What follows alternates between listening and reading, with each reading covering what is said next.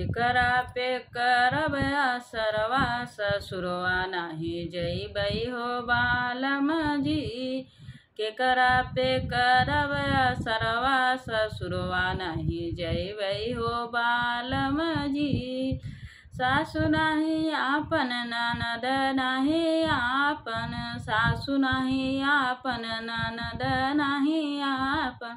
के करा पे करबया सरवा ससुरवा नाही जईबई हो बालम जी। के करा पे करबया सरवा ससुरवा नाही जईबई हो बालम जी। जेठ नाही आपन जेठान नाही आपन, जेठ नाही आपन जेठान नाही आपन। के करा पे करबया सरवा ससुरवा नाही जईबई हो बालम जी। के करा पे करबया सरवा ससुरवा नाही जईबई हो बालम जी। देवर नाही आपन देवरान नाही आपन, देवर नाही आपन देवरान नाही आपन।